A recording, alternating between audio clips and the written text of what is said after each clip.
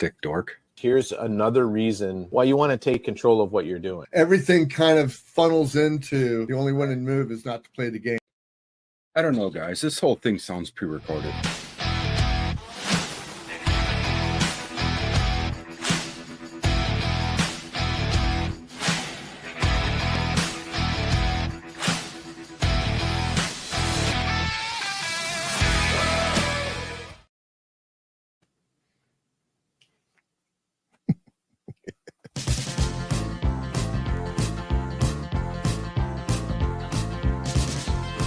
Oh, Jesus Christ.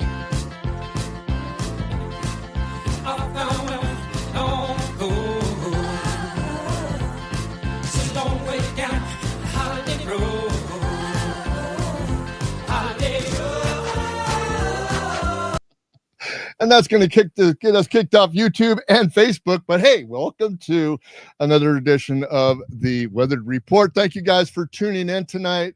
This is a special night for us because Ken is back in the fray.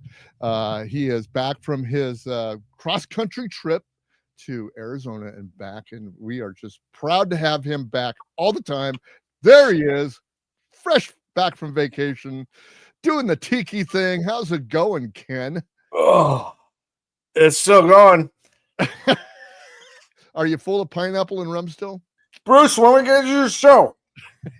I don't know. Is Jason going to be here? Are you going to do your best Foster Brooks as you can? If there's, why is there more asses than there's horses? All right, back to normal life. He's full of something, but I don't know what it is. Yeah, it was something. That was right. He's doing something, but I don't know what. How's it going, guys? We're doing I'm good. Back in the saddle again. It's been a little bit of time. So it has been. It has been. We've been waiting for you to come back. For sure. You took 2 weeks off, and I mean, when you took 2 weeks off, you great, took baby. 2 weeks off, baby. I mean, off, and it was cool. I mean, I got back and I had already forgotten all of my passwords. You know what? The Duchess did a very good job taking your place. We had 2 great interviews with her. If you guys want to go back and look at those back at Patreon, you can go to patreon.com/weathersoul. You can go get those on your own, or you can go back into the YouTube archives and go get them, or Rumble archives, stuff like that. And oh, yes, Ken has sobered up, I think. I don't know, because, Ken drinks a little bit more than I do. But if you like, share and subscribe to this show if you like it. And you can, yeah. And you can always get us on captivate.fm. And that's where you can listen to us on our podcast, whether it be the Weathered Report or the Weathered View, which comes on Monday morning on X. So, but Ken, it's good to have you back, man. You went cross country. We were going to talk about your tiki thing, but you know what? That's not going to be the focal point of our show today. What we want to talk about is the well-traveled road, not so well-traveled anymore, but the well-traveled road that you have been down and the adventures that you had, man. So tell us a little bit about what's going on. America is every time I do this trip, I become so much more patriotic.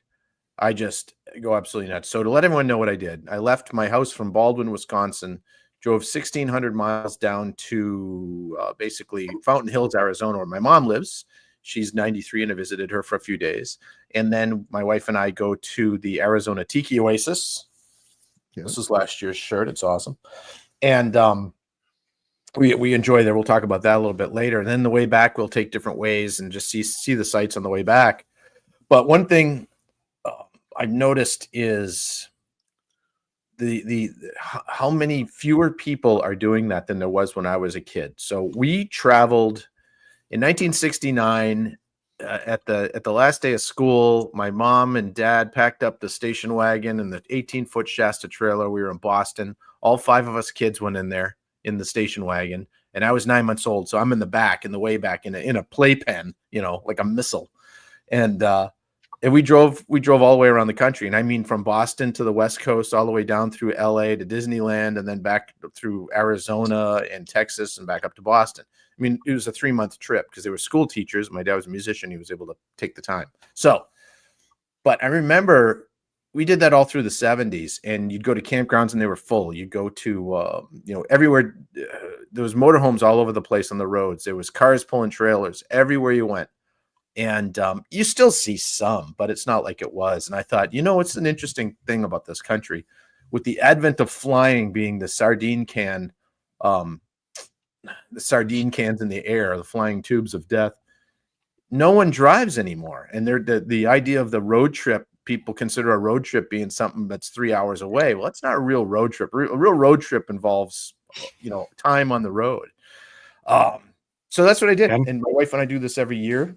We prefer, she hates to fly, and she hates mountain roads too. And I'll explain that later. But Ken, we prefer to drive. Yes, go ahead. How many times do planes crash? Once. Only once. That's right. Yeah, that's right. See, I was paying attention. So you're still paying attention. You got that. Exactly. You got the mind juice going on. What do you got? What do you got in that tiki glass there tonight? Well, yeah, we got the we got to do it right because I'm classy. So I get the tiki mug. You got to have the bendy straw with the umbrella. My flowers are back on the thing, so I should have my lays on right now because I earned them. You got laid. So you got laid. The Tiki Oasis, the Arizona Tiki Oasis, is one of the funnest events in the country. It's at the Valley Ho Hotel, and I've got pictures. We're gonna do a little picture show, old school slideshow. And here we are at the Grand Poconos, and this that'll click. But the Tiki Oasis is a lot of fun, and boy, you can. It's amazing how much rum you can drink in 4 days, in pineapple juice. It's just pretty incredible. But the trip, the going across the road. So there's a few things that I take away every year. First, we don't have massive infrastructure problems. The roads are, and I was on interstates, I was on back roads. There were some that needed to be repaired, and the ones that were really bad were also under construction. So, there was some areas in New Mexico has the worst roads, and they had there was quite a bit of construction going on there to fix those roads. But what I do notice is, from state to state, cleanliness of some, like the Midwest. You know what? All you people that think it's flyover country, you outer coasters, and I was one of them, being from Boston. The Midwest is so clean. I mean, when you get down south, get into New Mexico, and even Texas and Arizona, we notice that the highways are just littered with trash along the sides, just everywhere. And you don't see that much in the Midwest. There'll be a bag here, someone threw their McDonald's bag up. But I mean, these roads were you'd pull over anywhere and it was just garbage, just trash, beer bottles. That was one thing I noticed this year that we'd noticed in the past, but seemed to be worse this year. And I'm not sure why. But the idea of the road trip, we did it. I'll show you what we did it in here. Let me add myself to the stage and we can show you some interesting pictures.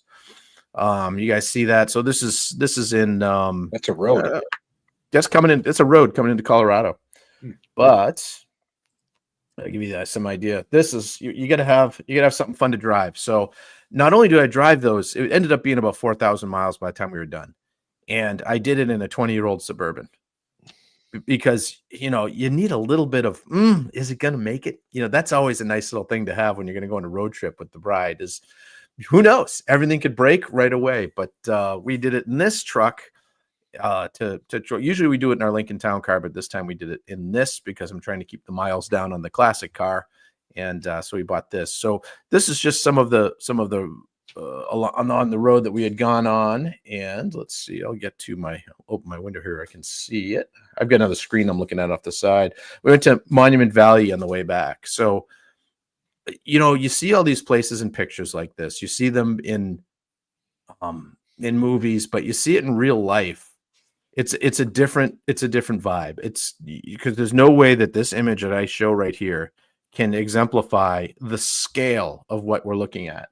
And in all of these pictures, you're driving for miles and miles and miles, and it's just this incredible vistas of clouds and sun. As an artist, this is just the most inspiring thing in the world.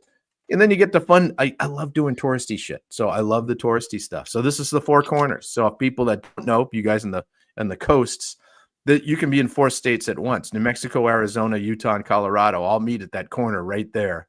and it's in the I believe the Navajo Nation, and around the outside of that whole area is vendors, and they're Navajo Indians selling their wares, handmade stuff, and some stuff made in China too. Can I interrupt you? Can you go back Shoot. to Yeah. the back one there? And just for our listeners that are going to be on Captivate and listen to us on the podcast audio, Ken's going to do his best to describe what we're looking at. But it's a picture he made with Grok.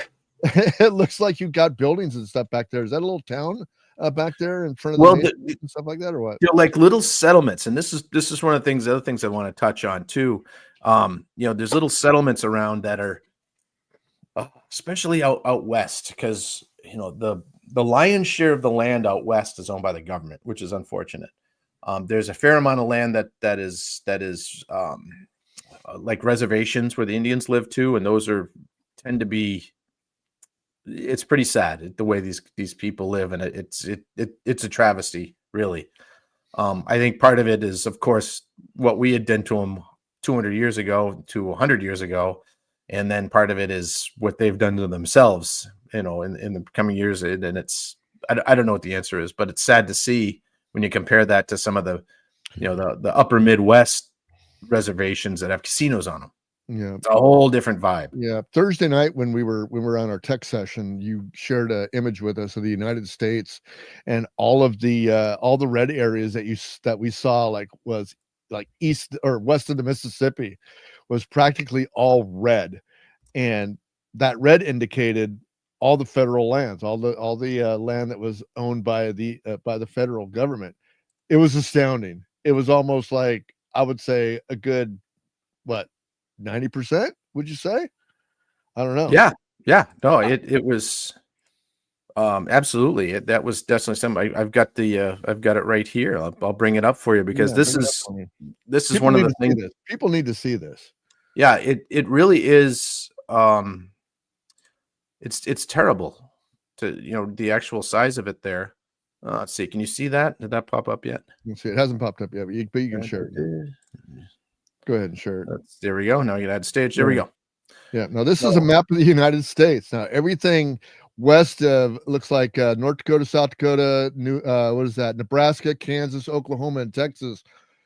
Almost 90% of the map west of those states is owned by the federal government. Look at half of California. That is astounding. California. That is crazy. So when you're driving, so it's good and bad, because there's this land. So the idea that Roosevelt did is, Teddy Roosevelt, is to keep everything pristine, so he had a place to go hunt. Kind of like when Jesse Ventura was governor of Minnesota, somebody told him, "Hey, if you put in light rail, the highways will clear out and you can drive your 911 as fast as you want without any traffic." Well, that sounds good. Let's do that. Let's put in a train. So this is what happened out west. And so because of all that, all these areas are they're run by the government. And to me, that's a travesty. The government should not own that much land. If you look in the Constitution, they should get 10 square miles and then post roads. That's what they say. Mm-hmm. Yep. But there is beauty out there too. On the flip side of it, on the good side, is these national monuments and stuff are preserved. But look at how much of that land, and that's where I was driving through. All the north part of New Mexico, through all of Arizona, pretty much. I've been through the whole state, and going up through Moab, and I've been through Denver and Colorado and all that. But you get into the Midwest, and like I said, I said everything was dirty and crappy out there. Right. That's where all this federal land was. So you get up in the Midwest, there's almost, Iowa, there's Iowa and Illinois, there's like nothing, Yeah, well, you gave me a list of the states you went through, so I'll go through them real quick. It was Wisconsin, Minnesota, Iowa, Missouri, Kansas, New Mexico, Oklahoma, Texas, Utah, Colorado, Nebraska, and Arizona. That's a lot of states. It's a lot of states. And What was the drive-through states? Did you just drive through some of the states, or did you stop for a while in each state, or what were you doing? Iowa and Missouri, I got through as fast, because if you've been to Minnesota and Wisconsin, you've been to Iowa, Missouri, and Nebraska and Kansas. It is the same. It could be one big state. There's a little bit of variance in land here and there, but it's basically the same. It's corn, and all that. Same with the Dakotas until you get out west. Corn and straight But, roads, right? But here's the deal: when you're driving, and it's a mindset. Some people hate a road trip. Part of it is you got to have the right vehicle. If you have an uncomfortable car and you're going to be in it for 13 hours, after about 6 or 7 hours, you're like, this just sucks. Let's just get to where we're going. And you don't want to stop. You don't want to do anything. But if you're in something comfortable, then the Suburban was 75% comfortable. The Lincoln is a 90% comfortable car. You're sitting literally on a couch and you're fine for 12, 13 hours. But it's a perspective. People aren't bothering you. You have to be out there. Your life's on the line because you're on the highway. And the things that you see, you take your time to look, absorb where you are. Even when you're driving through, like we drove all the way through Nebraska, and that's a long state to drive through. And there isn't a hell of a lot there, but there's beauty in everything. And one of the things you learn is the people that complain about the global warming people and the urban sprawl people need to get in a car and drive around the country for a couple of weeks. I don't mean drive out of your city for a couple of days. I mean, take a couple of weeks and really drive around, take some back roads, because we took back roads from let's see. Well, we took Interstate 17 out of to Flagstaff, and from Flagstaff all the way up to Des Moines, Iowa, we were on back roads, or Sioux City, Iowa, rather. So all through Nebraska, all through Colorado, parts of New Mexico, a little bit of Utah and Arizona, we were on back roads. So you really get to see the country there, and you realize, there's stretches of road where you'll go 100 miles without seeing a house. Right. Nothing. And, the idea that we don't have enough land or there's too many people or overpopulated, well, in areas, yeah, but those are in what I would call overpopulated areas. Yeah. There's a megalopolis. Yeah, and when I was flying over, when I came and saw you last year, in Wisconsin, Yep. I was noticing, just the expansive land, because I get a window seat. I got to look out the window. Yeah, you got to look out. See where I'm going. That's what I got to do. I mean, I'll pay for the window seat or whatever I have to do to get it. And the expansive land, and I can understand now why all that land there's no infrastructure there, because the federal government owns it. So why would there be any infrastructure there? But there was beautiful land. I mean, beautiful land. What I could see, for miles and miles and miles. I mean, there was, probably 2 hours of my flight that I just saw nothing but just land, and it was crazy.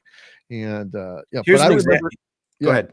But I remember when I was a kid, we did all our traveling by car, because, only the elites, only the people that could afford to fly actually flew. So you got stuck in the reverse seat in the station wagon going down the road, flipping off the horn. Yeah, pump the horn, or you're flipping off people behind you or whatever, and right. And, we traveled from San Jose up to Vancouver, BC. We traveled from San Jose all the way to Lancaster, Pennsylvania. I mean, I've done that road stuff, but it's been since I was a preteen since I've done that. What you noticed doing that too, everywhere you stopped, there was other families doing the same thing. Absolutely. And that was the norm. It was, I mean, you still see it now once in a while, but it's not the norm. And I wonder if your dad did the same thing most dads did back then when the kids started getting a little rambunctious in the back. You crack that back window, looking out the back just enough to get some carbon monoxide to come in here, get a little droozy, then you roll her back up. Then you're out for an hour. You wake up with a headache. You're good. But no, you're out there. The picture, for those of you listening, go and watch this on YouTube or Rumble. Go watch Rumble. Bruce likes the Rumble. But anyway, you can find us anywhere. But the picture you're looking at right now, this is the border. I pulled over right at the sign entering Oklahoma on, I think it was Highway 40. This is the border of Oklahoma and Kansas. And like I said, there's nothing there. I mean, look at that. Not a mountain to be seen. Nothing. It kind of looks like Minnesota up north. Yeah, it's up north Minnesota. It's the middle of South Dakota. It's when you get down to Texas, it changes a little bit because it gets more deserty when you get to the west side of Texas. But Missouri, Iowa, Kansas, Nebraska, South Dakota, North Dakota, Minnesota, Wisconsin, there's this. You can see this. But being from Boston, where everything was hilly and trees have grown over, and these tree-lined roads is gorgeous. To me, this is like being on the moon. I mean, this was a completely different experience than anything I grew up with. And so, seeing and experience that there's a feeling you get when you're out in nothingness, when it's just land as far as the eye can see, and there's civilization here and there. And on this particular road, about every 25 miles, you go through a small town. And of course, each one has a Dollar Tree. But you go, and I'm looking at these towns, and They don't have DGs? What? DG? Dollar General? Oh yeah, no, they got Dollar Generals. Yeah, they got Dollar Tree, Dollar General, $5, whatever that $5 place. Every little town. But as long as they have a when you go DGs, then you're set. Each one of these have some sort of grain elevator, that the whole little small town is built around this grain elevator. There's railroad tracks everywhere. The highways next to railroad tracks always. And so the trains that you're seeing go through are, a mile and a half long. They'll have 4 engines in front, 2 in the middle, and 1 or 2 pushers in the back. Engines, train engines. Wow. And then miles of train. And they're going 60, 70 miles an hour just with you. It's incredible to see. And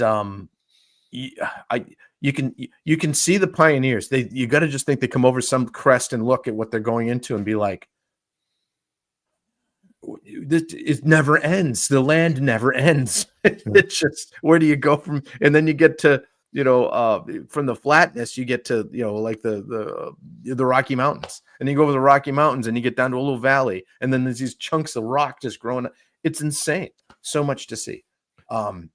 People need to do this more, because it puts what's important in life in perspective. You go through these small towns, and you can see where there were booming little small towns in the 30s and 40s and 50s, judging from the architecture there, and these are small towns of maybe 600-700 people, even maybe there were 3,000 people back then, but boarded up buildings and just businesses gone, and people moved out, and just, it's sad to see. And I can't help but think, with the way we have it now with internet and being able to work wherever you can, and especially with Elon and the Skylink and stuff, it's like a guy could come in and revitalize a small town. You could pick one of these small towns and go into it. And some of the architecture in these places is so cool. Nothing's big, right? So it's like the old gas station. Mm-hmm. All of them have the old gas station there. The old corner gas station with like 4, 6 pumps, maybe. Two pumps. 2 pumps. These are teeny little podunk light towns. Right. Okay. But you get these cool buildings that were built because gas stations, you wanted to attract. It was an attraction, and you needed to go there for cars, and cars needed service. So there was a service station too, every single one of them. And all these buildings are still there. They might have been a taco place for a while, and then someone sold things. A lot of them they sell pot now, which is good because it's revitalizing those little towns, these little pot stores. I'm serious. I think it's great. But I mean, go ahead. So when you're traveling down these roads, and we talked about this again Thursday night, was I asked you about Route 66. You said, yeah, you're kind of on and off of there. Yeah. Back when we were kids, man, it was boring sometimes to be driving down the road, but there was always something to see. What has changed now that is not there anymore? I mean, is there like roadside attractions still? Is there those pull-offs? You pull a mile and a half off the road to go somewhere? But I mean, is it still all there, or is it just no? The charm is gone. It's like driving through a neighborhood that used to be great and now isn't. And I don't mean crime or anything. It's just people have left. Right. And the roadside attractions, you can see some of them that were still there. You can see some of the old signage that'll be up, the neon sign, but the neon's all broken out. So you're just seeing like a pole with a shell on it that's like a boomerang shape, or has a big ball and spikes on it, like from the 50s, but it doesn't say anything. It's all gone and broken. Yeah. It's really interesting to see, and just imagine it gets your mind going of what was this place like in 1962, and a lot of those kind of places were along Route 66, because you'll be on and off it, and there'll be signs up everywhere that say, oh, historic Route 66, next 2 miles, or you can turn off the road and you look down the road at the historic version of it, and you're like, I'm not driving down there. But there's nothing historic on it, right? I mean, that's the thing. So the couple of places that I know of, when I go running around California, back when I was younger and going down those roads, and I go down them now, and I'm just going like, it's gone. I mean, there's a lot of tourism in these other old towns that they had the gold mining and stuff like that. And it was like maybe the downtown area, but anywhere in between those towns or across the mountains or anything, it was just gone. And they're not there anymore. All those popular things. And it's a shame. It really is a shame. And I think that the air travel has a lot to do with it. I don't know how much of the economy has to do with it, but definitely, the airlines have a lot to do with it. Well, and I think it's just our when you and I grew up, most moms didn't work. Yeah. Dad worked, mom didn't, took care of the kids. And people can be judgy if that's good, bad, or indifferent. That's not the conversation. But what it did is it allowed for road trips more, because now you didn't have two people that need to figure out how to take 2 weeks off. You only need one person. Right. And everything was less expensive. My dad bought the top of the line car in 1969. And I think that the station wagon he bought, the Town and Country, had air conditioning. Ooh. And it was big. In the big block, he got the 383. He didn't want to get the 440 because he wanted better gas mileage, which was hilarious. Because instead of like 10, he got 12. And then pulling a trailer, he got 8 anyway, or 6. But everything was cheaper. Gas was 35, 40 cents a gallon, and you could feed the kids really inexpensive. We had a trailer, so we had the grocery store. Everything was even proportionally adjusted for inflation. It was still just a lot cheaper to do it. So you could, and your cars would break more, but they were also a lot easier to fix, and anywhere could fix them. There wasn't weird parts having to ship over from Italy for your Maserati or Germany for your BMW or whatever. And it's one of the reasons that we chose a Suburban to drive in, because anywhere in the country, it's basically a half-ton Chevy pickup. Right. There's not a podunk little town in the country that doesn't have the part I would need for that truck, or couldn't get it within a few hours. So the difference, I believe, flight had a lot to do with it, because it got a lot cheaper. People say, oh, it's expensive to fly. I'm like, it costs me the same to fly to Arizona or Boston right now from Minnesota, or if I fly out of Minneapolis, it costs me the same now as it did in 1987. The same. Yeah. That's not inflationary. No. That's cheap flights. Yeah, exactly. And the convenience, I guess. But I mean, now I think the flying is so inconvenient. I hated flying to Wisconsin, to tell you the honest. Oh, it's awful. Because it's awful. Just, getting to the airport and doing all the rigmarole, trying to get on the plane. Then you're on the plane and you got to deal with all the people that are on the plane and worry about whether you're going to bring home dengue fever or something like that. And then you get off the plane and you're trying to get out. I mean, to me, it's, like you said, Bruce, you should have freaking drove cross country. Planning on doing that pretty soon, and I'm looking forward to it, man. So I mean, it's one of those things where I don't get it anymore. I mean, I don't know why people aren't doing this, other than the fact that maybe it's a little bit more taxing on the body, health wise or whatever, because you're in your car for I don't know how long. How long was give us a typical driving day for we're kind of long haulers, so we'll usually the first day we'll go like 9 hours. So I leave from I'll drive 17, 18 hours. I got no problem doing that. But that's just, my wife's not up for that. But we'll go 11 or 12 hours without really blinking an eye. So like the first day we drove from like 9.5 or 10 hours, and we went from Wisconsin, which is we're basically 40 miles east of Minneapolis, St. Paul, to give people context. I'm in a little town in Wisconsin. And we made it to Wichita, Kansas on the first day. So if you look at a map, it's quite a ways. So, First day we go through Wisconsin, Minnesota, Iowa, Missouri, Kansas, and then we're like on the west side of Kansas, Wichita, we're middle. And then the next day is the long haul. We went like 12 hours the next day. And that was from Wichita, Kansas to Gallup, New Mexico. And that from Wichita to Gallup, there's a lot of in and out of Route 66 there. Right. And that is a lot of the other thing you notice about the interstate highways are awesome, but they're boring as hell to drive on. But you make good time, and anyone that's driven with their dad knows about making good time. Exactly.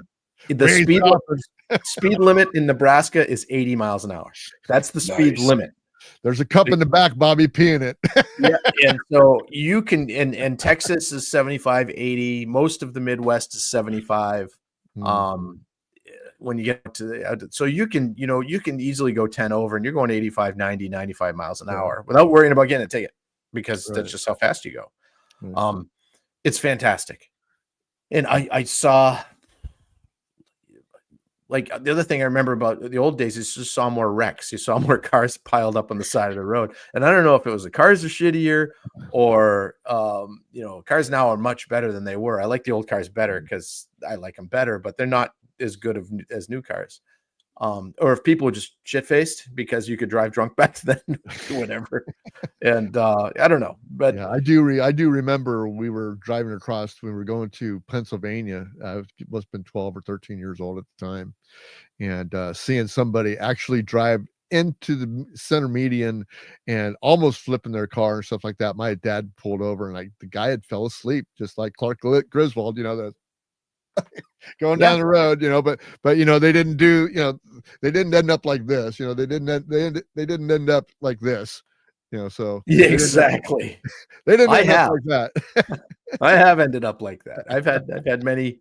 I've driven. All right. So when I was in college here in Minneapolis, I lived in Boston still with my parents, of course, but I went to college out here. So in the summers, I'd go home. Well, every summer I'd drive home in my 71 Olds Cutlass Supreme, and this is in the late 80s, early 90s, so it wasn't like it was a new car. I did that 9 times, and that was 1,200 miles each way, or 1,400. So that was a pretty good run. I made sure that when my kids were little, we didn't have money to do a lot of traveling, but we drove to Florida to go to Disney World one time, and then another time we drove to Georgia to visit my brother from Minnesota. And so they got to experience it, and they don't love driving now. But, I did it in I had a 95 Cadillac Coupe de Ville. That was what we drove to Disney World. And I bought the car just so we could go drive to Disney World. And it was comfortable, and we had a ball. But everyone should experience it a few times in their life to do a big, at least 1,000-mile trip one way. Because it gets you way out of your comfort zone, and you realize that these, the great American experiment was that there's 50 states, capital S states, 50 countries. And you realize there are different cultures. We're all under one umbrella, but there's cultures in every state that are totally different. The culture in New Mexico, down in El Paso, Texas, is totally different than it was in Colorado. I mean, completely different. The complexion of the people, the way the streets work, the way the Minnesota, for instance. So you get into Western Minnesota, like Southwestern Minnesota, and you're coming up, the road is red. It's like a red type of asphalt that they use. And it's because they use Ortonville granite from Ortonville, Minnesota, which was a red granite. Other states have green roads. Other states have very light colored roads. In the dirt, we've got, you mentioned this here. You're like, my God, how black is the dirt? What is that made of? Because it is literally as black as the outline of our pictures, right? Yeah. It's the blackest dirt I've ever seen in my life. Yeah, but you go down south and all of a sudden it's orange, it's red, it's this beautiful warm brown or almost white. You get to we went through a couple of years ago on the way back, we went through White Sands National Park in New Mexico, which is all gypsum. It's like this little chunk, like a gypsum bomb landed and just laid it out. Nothing grows in it because basically it's drywall. So think about drywall powder in sand form. And it doesn't stick to you. It was 100 degrees that day, but you walk barefoot on it. It's like what you've walked in the beach in California in 100 degrees. You burn your goddamn feet. Yeah, exactly. This was 100 degrees, Bruce, and it was cool to the touch as you were So it's like, and that's in the middle of New Mexico. You come out of this little mountain range, you go into a field, and you're in kind of like high desert, and then all of a sudden everything's white. Well, you come to California and you have to have a 4-wheel drive here because there's so many potholes in the roads and stuff around here. It's crazy. You really do. It's bad. It's so bad. But no, I can imagine. So were you trading off you and your wife trading off all down the road when you're doing these 12-hour stints, or was it just big old Ken was doing? No, I'm in the bourbon. I'm in control here. No, she enjoys to ride. She likes to ride, and usually doesn't sleep either. So this is the other part of it. If you're driving with a companion that love and trust, it makes it great because you get time to have those long conversations and, to think of new ideas, to work out problems, to, just like listening to podcasts. Yeah. We were doing Hey, that. do you really like Bruce or what? Is he okay? Don't answer that, hon. At least not truthfully. But that's where for Duchess, our favorite person here, Duchess, this is your time on a long road trip to listen to all of the micro episodes you want for hours and hours on end. Yeah. And we listened to some Mike Rowe, we listened to some Jordan Peterson, put some, when we had to wake up, we had to put Mike Rogan, Rogan on. And it's really interesting. Plus listening to radio stations in different parts of the country is really fun too. And this says another thing about what happens in the country with consolidation and everything. As we mentioned before, I think that people work so much right now, they can't get the time to take, Duchess mentioned something a little bit earlier in the comments section about people can't take the time to drive. It's a lot more convenient. Yeah, it is. Anything under 1,000 miles or over 1,000 miles, it's easier to fly. Under 1,000 miles or maybe even 500 miles, if you can get there within 6 or 7 hours driving, it's not that much slower than flying, because you got to get up, you got to get to the airport, you got to get there a few hours early, you got to get your shit together and go through customs, or not customs, but the security, all that crap. And really, you might save an hour or two by not driving, but you didn't see anything, you haven't experienced anything. So to me, I drive as much as I can. I still fly when I go see my mom. Couple times a year, and I don't have 2 weeks to go do this. Yeah, I fly down. I'll fly down on a Thursday and fly back Sunday night. Mm-hmm. So I'm not dogging on flying. I'm just saying to get perspective of how incredible of a place. Like you said at the top of the show, I drove cross country. I didn't. I drove halfway across country. Yeah, well, I mean, but anywhere across the country is across the country, depending on where you go. I mean, just a couple states to me is across country only because of the fact that I don't get out, right? So I mean, it's all relative. So for me, cross country means, because we drove from Boston to Fairbanks, Alaska 3 times when I was a kid. So for me, cross country means you got to see at least 2 oceans. So I still, in my world, Canada is a big country. Yeah, it's a big country. Well, imagine 1971, 72, and 73. So we drive all the way across the country into Washington, Oregon area, and then go up the Alcan Highway, which at that time was 1,400 miles of Class 5 gravel. That's it. In a station wagon with 5 kids pulling an 18-foot trailer. And we did that. We did that twice. The third year, he's like, "Screw this, we're getting a motorhome." That's great. That's crazy. That's crazy. But that's cross country. But in the early 70s, yeah, when hitchhikers were still safe. Show us some more of the sights and the scenes of you getting to Arizona. We'll share more Arizona pictures later, but show us what you got. So some of the getting to Arizona shots were like, let's see, we're going to add this to stage. This is the Valley Hotel. We'll get to that in a minute. But so we saw that. This is let's see. I got a lot of Valley Hill right here. So this was a lot of fun. The Tiki Oasis. We'll show you a couple shots. So there was Oklahoma. This is so right as you're pulling in from New Mexico on Interstate 40, New Mexico to Arizona. There's a little pull off, and there's this mountain or hill range. And see that hole? There's a hole in the side of that cave. Is that I couldn't. But it's just a shallow cave. Oh, okay, gotcha. The back of it there that you see, that's it. It's like 30 feet deep, but it's like 70 feet tall, 100 feet tall, maybe 300 feet wide. And it's like, how did that get made? These are the questions that go through my you can see the layers. And again, for those listening, I'm sorry, I'll try to explain this. The sediments, the layers, because this was all underwater at one point. This was the bottom of an ocean. So this is millions of years of things settling. Oh, I'm sorry, 6,000 years for us Bible thumpers.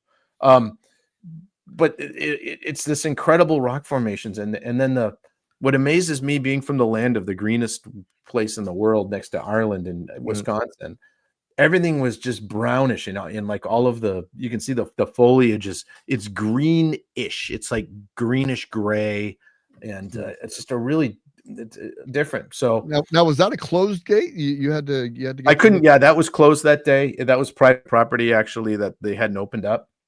So here's like the gift shop area at the little rest stop. And again, these are like Navajo Indians that sell their stuff in those buildings. But you know, the rock formations, you know, you can see the layers of sediments and things like that. And you know, when you get a scientist in there, he'll tell you, okay, this is where the meters hit and all the dinosaurs died at this level. Right. And, you know, but if you just look at the, you know, the little carve outs and how did that, you know, I wonder what made that. Yeah. You know, was it aliens? Was it, you know, people? Was it people from Ohio? Was it the Pueblo? Mingo would tell you that was aliens, probably. Yeah, well, of course he would. And he might be right. So there was some of that. So let's get down to getting in Arizona. So as like I said, oh, look at that. That's exactly what I wanted to have happen. So the Valley Ho Hotel. This was built in 1956. It was a 4 or 5 star hotel. Natalie Wood got married here. And you know, this is the Rat Pack hangout here. Anyone that came to Scottsdale in the 50s and early 60s went to this place. Yeah, and if I can describe this to the audience right now, it would be like exactly what you would see like in the movie Casino or something like that, where you would see a hotel outside or inside of Las Vegas at that time. This is exactly what this hotel looks like. In this image, this is pulling into where the valet takes your car. So this is where you pull in. It was, yeah, the font for the you know, Duchess talked about the font. It's so mid-century modern. It was incredible. So the hotel, I think, is like 1,300 capacity or 1,500. Anyway, we took every single room. So it's these tiki people. There's rum companies and tequila companies and whiskey companies, and there's drink seminars on how to mix drinks. There's here, try this, try that, and there's great music, just camaraderie. Everybody's there. In the world of libertarian conservative type people, I might have been the only one, me and Stace, which was great because everyone was there to have a good time. There was never a word about politics, and I love it. Yeah. And you know, there's a large like LGBT community that goes to these things, as you can imagine, with their cute little dogs and stuff. And we have a ball with them because they're the funnest people to do these kind of things. We can all get along. It's exactly. It's proof of that. We all get along because I've got one of my favorite like Hawaiian tiki shirts has hula girls on it, and you know, it's got flowers and the hula girls and stuff on it, but all the hula girls are holding machine guns, which is funny at that, because you go there and people see it and they're like, wait, oh, that's awesome. You know, we had a good time with it, you know, because no one takes themselves seriously. So that's the entry of the place, just going in. And then as we go through, to get some of these other shots here, this is there's a bar on the 8th floor on the top of the hotel. So awesome. What's looking down onto the pool. And so my room also looked down on the pool. I was on the second floor because it's great people watching. Yeah, we have a city in the background. What city is that? That is Scottsdale. So you're looking off into old Scottsdale. So you can take you know, they had Ubers and there's guys in golf carts for $5. They'll take you the 6-7 blocks down. You can walk, but you know, you're in Scottsdale. You don't walk in Scottsdale. Not because it's unsafe, because it's just not what you do. Civilized people take an Uber. But the hotel here, this was just a great shot of kind of the feel of this was a resort in the 50s and 60s at the top of its game. It ended up after a while becoming a Ramada Inn by the late 80s and 90s, in a rundown, crappy Ramada Inn. Somebody bought it in the 2000s and put like $30-40 million into renovating it, expanding it, but they did everything architecturally correct tour back then. So it's a much bigger hotel than it was in 1956, but they kept all of the charm, and it should be on the registry of national monuments. It's just fantastic. Are the rooms circa? I mean, you know. Yes, absolutely. They're modernized, but the rooms are have a very, the aesthetic is mid-century modern, but with a postmodern take to it. So right, you know, there's flat screen TVs but like everything like down to even the vents in the room were really, really just super ornate and in period correct. The way Right. you'd picture a vent in the 50s, if someone had to design a vent to blow cold air on you. Yeah.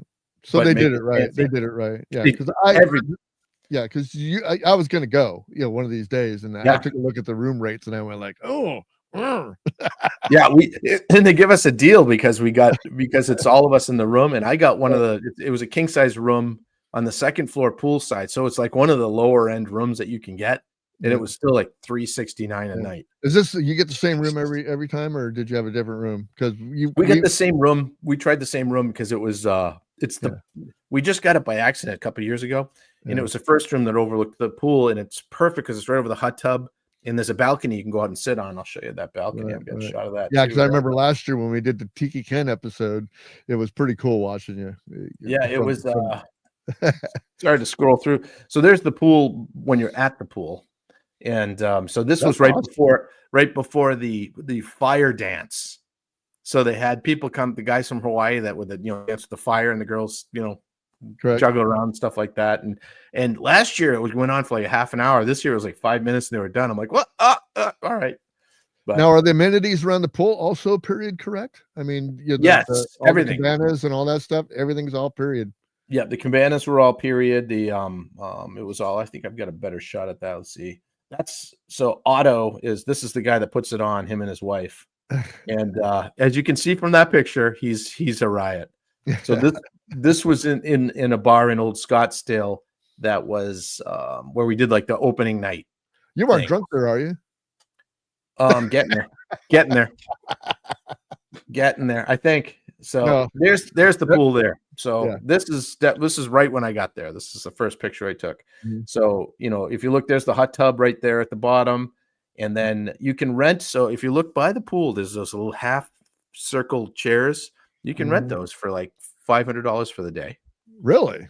And then the cabanas that are the rooms that you see way in the background, those are like $1,300 a day. $500 a day, and Yeah, I bet you couldn't get one. Couldn't get one. I mean, I had a room that overlooked it. So where I'm standing right there is literally in my hotel room, on the deck, out, just on the little patio outside the hotel room. And they've got chairs. And you couldn't get a cabana either, right? You couldn't get a cabana either, right? No, and I didn't want to. No, I'm just saying. I didn't need it. That's the kind of money that flows through this place. I mean, but the cabanas are awesome. It's fully there's a bar and there's full poolside service for food, and there's a place called Zuzu. That's the restaurant in the hotel. That's 4-star dining, and we eat there once because it's like you sit down, have a couple drinks, and it's $190 dinner. But so we're not going to eat there every day. But the food is phenomenal. The staff is incredible.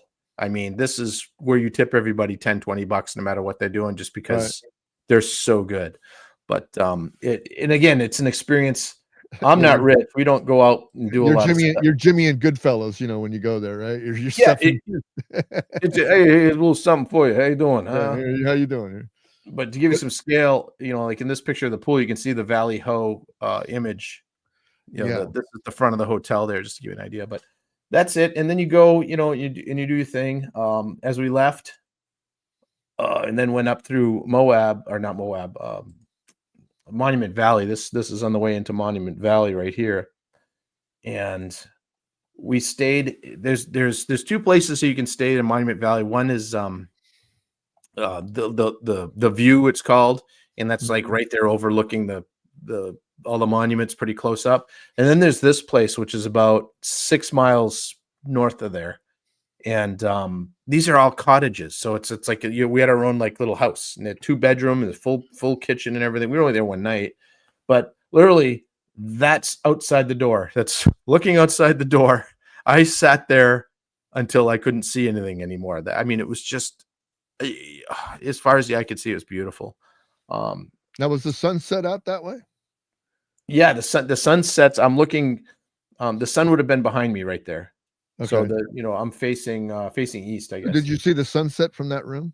Not from the room. There's a restaurant that we were eating dinner in the it's expansive window, and so we ate dinner there. But just again, rock formations of what was around. This is the road going into the hotel. This is the parking lot where the hotel was. Whoops. Go back there. So just behind me was where you register for your room. I mean, it's just this epic. That place was built in the 30s. The or scale, 20s. the scale of what I'm seeing is incredible. This you got your Suburban here. I'm going to describe this to the audience. Yeah. The Suburban is sitting there in the parking lot, and then there's a Mesa or whatever you call that behind you, that is just absolutely freaking huge. I mean, you can't even see the top of it, but you Nope. can see the edge of it. Right. and So- and to notice something like between a mountain and a mesa or whatever you call those, a teton or whatever you want to call them, Mhm. it's so much different. I mean, because these things just jutting right out of the ground.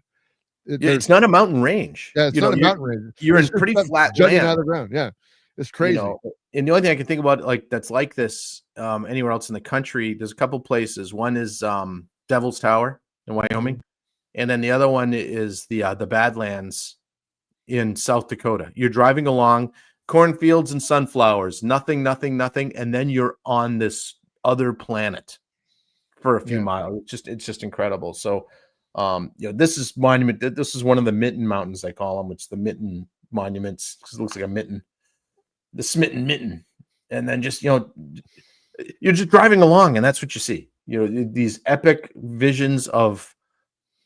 It's like no wonder they shot so many movies out here and westerns, and it was so easy to make an epic western when if you just turn the camera on and stand in front of it, it's epic. I mean, the land is just and then people just fly over this every day and never give it a thought that this is even here or even know that it's even there. I mean, Right. so I mean, a lot of people, here in the country just have no idea the beauty that the United States has, any state for that matter. I mean, every state has its own beauty, and a lot of you've been to a lot of them. I've been to some of them. I don't know about Jason how much he's been well traveled, but every state has a beautiful part to it. I mean, other than the metro cities and stuff like that, there is stuff like this. Like it might not be 15 minutes away, but maybe it's an hour away. Well, but still, you want to even get even farther out from that, you can see some just fantastic stuff. When you're on this road, so this image right now, I pulled off to the side of the 2-lane road that goes up to the main little entryway to the park. And you're looking off into what looks like to be the near distance, right? These look like these monuments, or you just drive across the field and you're there. Right. That's 5 miles to those. That's 5 miles. They look like they're right there, and it's 5 miles. The distance is. If you want to have some fun. So I can stop sharing right now. If you want to have some fun, go onto YouTube and type in Europeans traveling in America. And it's really interesting when they talk about the distances, because especially people from England and Ireland, I've watched a lot of their videos, and they're like, we've all been taught as Europeans that Americans are a bunch of uncultured swine that drive big cars and just eat too much. And they're all fat, and, all the bad things. Then you go there and you try and drive somewhere. In England, a long drive is 3 hours. That's a long drive. And you don't even get halfway across some states in 3 hours. Right. New York State, which people don't think of as a big state. It takes 7 hours to drive across New York. I've done it 10 times. And they get here and they realize, what? It's not that they're not well traveled. They just don't have to leave the country to actually see the most incredible things. And I recommend if someone's not going to do the road trip, go watch Europeans' reactions to traveling and the food and they all get out of the airport, you walk out to where you're going to get your car and stuff.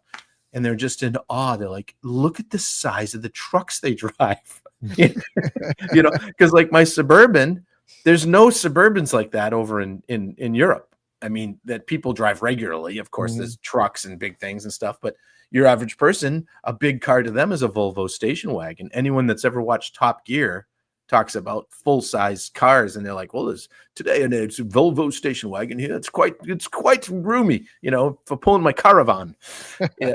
And then they come over here and they see some guy in a 4-door Dodge Cummins dually, pulling a 38-foot fifth wheel that's 22 feet tall. It's with an airplane on it, towing a boat and a 4-wheeler behind it. And they're like, what is this?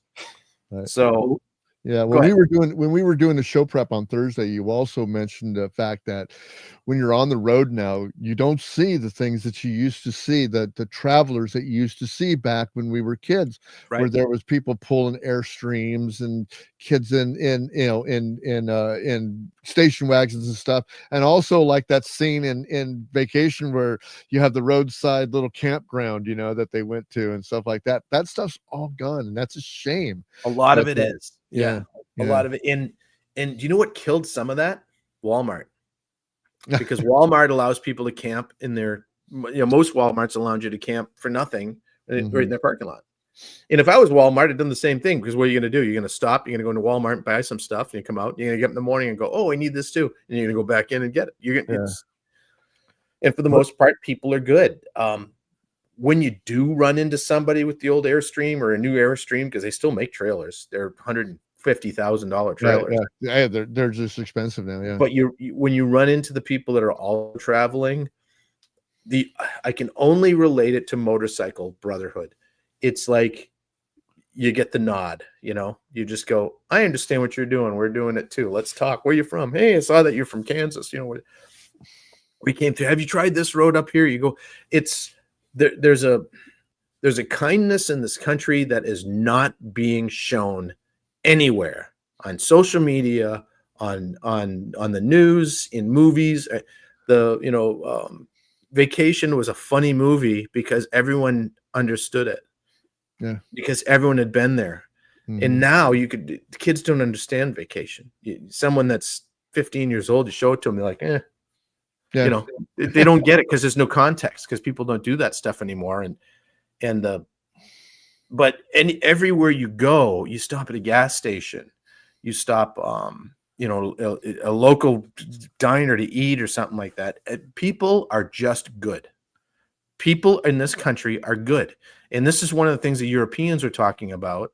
I watched a great video 2 nights ago, and it was a Canadian, a guy from Australia, and a guy from England, and they came over to live with rednecks in the South for 72 hours and see if they could survive. And they came in completely not knowing anything. They just got in a car and they're from the airport in Alabama and went to some small town, and they went into some honky tonk bar down there and just started asking people about they wanted to go noodling. They wanted to go noodling with, you know what noodling is. We go down into alligator and snapping turtle infested water, reach into a hole and try to pull out a catfish that weighs half what you do, and you pull them out by having them bite your arm up to the elbow. I got one. It's the craziest shit. So they get down there and they get to this bar, and they walk in. They thought they were going to get killed. They're like, every movie they've seen, this is what happens. A redneck bar down south. Here's the foreigner comes in. Well, they're going to be fed to the alligators. And it was completely opposite. They were like, oh no, we know a guy. He's all right. We'll give him a call. It's like, well, they can't do it till tomorrow. What are you guys doing tonight? Well, we're going to get a hotel in town. Oh, bullshit. You're going to come over. You're going to stay with us. And they went over to this guy's house, and they're in their little rent-a-car driving down like the middle of nowhere into the woods. There's no lights in Alabama, questioning their decisions. But they get to the place, and the guy's like, oh yeah, we got here's your room, and we get you all set up, and we'll feed you guys. Eating yet? We're going to kill you with food. We're going to feed you. Yeah. And so they had to wait a day to go do the noodling. So they're like, all right, let's do some other stuff. Let's you guys ever shoot guns? And he's like, no. So rednecks down south, well, rednecks anywhere, me being one of them, what kind of gun you want to shoot? I got it. Jason's the same way. You come out and go with me and Jason. It's like, it's whatever you can think of. You want to see my Sherman tank? Yeah. So they go out into the woods somewhere at the guy's property. It probably owned 50, 60 acres. And they just went out, plinking out in the woods. And he had AR-15s, and they had, silence guns, and they had AK-47s and pistols. And these, Europeans, like the Australian guys, like, we can't, they destroyed them all. We can't even have these. And you just go in your yard and do this? They're like, this is awesome. And then they hosed down the field that they were shooting in, and they got out the four-wheelers, and then they went rednecking with the four-wheelers. And again, it's stuff you cannot. And they're like, they were all timid at first, like, oh my God, we're gonna die. And then it's funny because by the end they'd had a few beers, and by the end it was the two foreign guys driving, and then the Australian was standing on the back holding onto the roll bar, just getting thrown all covered with mud. And then the next day they went noodling, and they left, and they're like, this is the most incredible country. We have been so wrong about it. And the problem with and this is, I guess, to get near wrapping this up, my experiences in traveling always, I mean, I'm sure you can see a difference in my demeanor right now compared to what I have been after the politics and all the stuff we've been doing. Oh yeah, absolutely. I don't care about that shit sometimes, because you got to just get out of it, get out of your little bubble, do some traveling. It's not that expensive, guys. It really isn't. I'm not a rich guy. You know, I spent a fortune at the Tiki Oasis, but that's the one time we do it. It was still cheaper than going to Disney with the kids. Yeah. You know, the drive is inexpensive. You can stay in cheap hotels that are nice. I mean, you can stay at Red Roof Inns, for crying out loud, for $75 for a night for, you know, 2-3 people and stay in that room. And you get something that gets, you know. Also, let's talk about gas prices briefly. Gas prices in California. What's a gallon of gas cost for you right now? Just regular gas? I haven't been there since. I haven't been there in general. Just in general. Oh, I paid $4.49 the last time I went. Yeah. $2.99, $2.69, all through the Midwest. Yeah, probably going to pay over $5 when I go fill up tomorrow, because the 2 refineries shut down and automatically prices went up. So exactly, but go east, young man. Drive east, young man. Yeah, it doesn't matter. It doesn't matter, because you got to get out of the city. Get out of the city. Get out of the city, and not a little out. Not into the suburbs. You can live in the city all you want, but if you get out of the city, I mean, geez, I mean, it's crazy. It really is. And drive. Take the time and drive. Even if all you're doing is you just go, you know, like the picture here, I'll show you this one thing, and we can leave it here. The Four Corners, right? Where I just went right past it. I'll find it here. My apologies for this. So here's the Four Corners. You stand there and you sit in the middle of that circle. You're in New Mexico, Arizona, Utah, and Colorado, all at the same spot. You know, and it's the middle of nowhere. It's a nothing sandwich to see. We were there for 10 minutes, but I got that picture and I said, I've stood in all 4 states at the same time. I was going to lay down and have it take a picture there, but I was naked. Yep. So helicopter time. Yeah, it was helicopter time. I was pointing at the sun, so I could tell. It was like more like a sundial moment. Oh God, see, I went right down the gutter. This is how good of a mood I'm in. Yeah. Before I give you the last word, man, I just want to tell everybody to please like, share, and subscribe to this podcast if you like it, and just share it with your friends, because we talk about this stuff all the time. If we're not talking about entrepreneurs, we're talking about gardening, or we're talking about traveling, or we're talking about all kinds of different things different than what we talk about on our morning show, which is on X every morning at 6 a.m. You can grab us, follow me at X, also known as TWS, and you can go and you can join into the fun that we have every Monday morning on my commute to work. But the fact of the matter is that this is a different show. This is the Weather Report. This is what we do. We want to talk about interesting things. We want to pull people in to Americana. We wanted to take people back and try to instill with them that it's still okay to be okay. And that's what I have to say. So, Ken, I'm going to give you the last word, and then we're going to end the stream, man. Go ahead. Yeah. Well, tune in next week when we discuss eye surgery in the 1600s. No, I appreciate it. I just want to leave this as a positive note for everybody to take some time, find something that inspires you. For me, traveling, I got a traveling Jones. I'd be driving 2 weeks a month if I could, just out seeing the sights. But find something that inspires you and that'll recharge your battery. You have to do it. You have to pull yourself away from things, even stuff you're passionate about. Like, I'm very passionate about politics, but I can pull myself away sometimes, or I'll end up killing somebody. So I appreciate it. It's always great to be here. You know, and also don't forget to support your local artists, and go to maddkstudio.com, maddkstudio.com for all your art needs. It's what I do. It's what I love. And this is part of the way I get inspired for things. So I took probably 500 images, a lot of just close-up pictures of rocks and desert plants and things like that. So I've got reference material to create new artwork. And it gets me all fired up to sit down here in my studio and create. So I appreciate everyone's time. I hope I didn't bore everyone to tears. But that was my slideshow from my whirlwind trip I take every year. So thanks for giving me the opportunity for that, guys. Absolutely. Absolutely. And we will see you next week on another edition of the Weathered Report. We'll see you.